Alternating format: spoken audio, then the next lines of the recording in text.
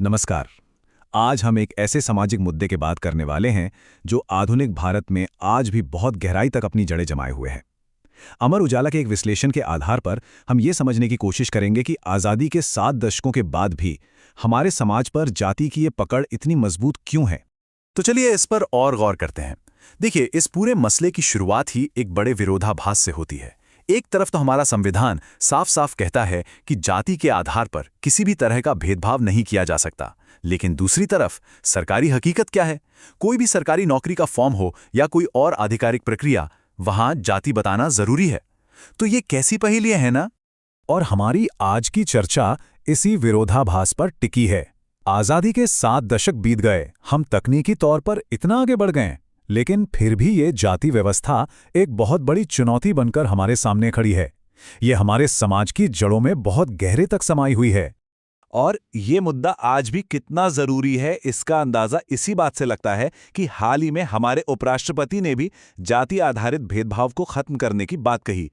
उनका ये बयान दिखाता है कि राष्ट्रीय स्तर पर भी इस समस्या को खत्म करने की एक जरूरत महसूस की जा रही है। तो चलिए अब आगे बढ़ते हैं और इस समस्या की जड़ को समझने की कोशिश करते हैं। मतलब अगर इसे हल करना है तो पहले ये समझना होगा कि आखिर ये जाति है क्या, जैसा कि इस लेख में बताया गया है। यहाँ पर डॉक्टर अंबेडकर का ये कोट बहुत अहम हो जाता है। लेख इसी बात पर जोर देता है कि जाति कोई ईंटों की दीवार नहीं है जिसे हम देख या छू सकें। नहीं, ये तो एक सोच है, एक धारणा है, एक कह सकते हैं कि एक मानसिक स्थिति है जो हमारे जहन में बैठी हुई है। और यही मानसिक स्थिति ही तो असली रुकावट है। ये बचपन से ही हमारे मन में ऊंच नीच के बीच बो देती है, जो लोगों के बीच ऐसी दीवारें खड़ी कर देती है जो किसी असल दीवार से कहीं ज्यादा मजबूत होती हैं।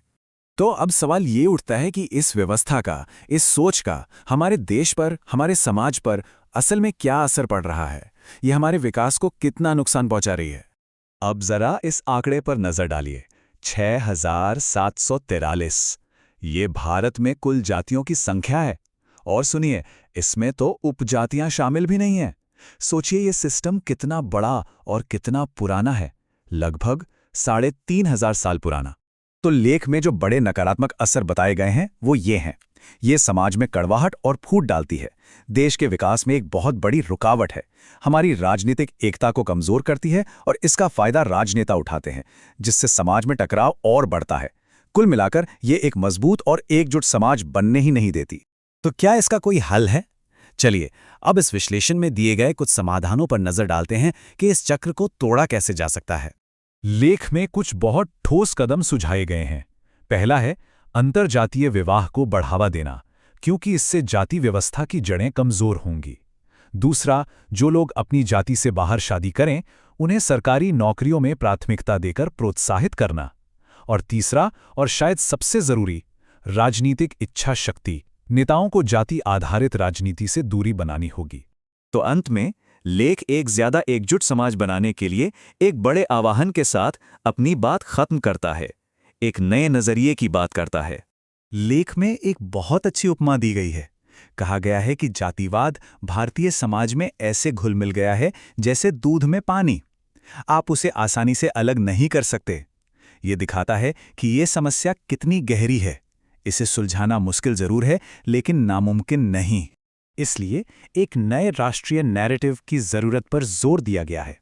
एक ऐसी नई कहानी, एक नया विचार जो बुद्ध, नानक, कबीर और अंबेडकर जैसे समाज सुधारकों के काम को आगे बढ़ाए और सामाजिक न्याय का एक तर्कसंगत मॉडल बनाए।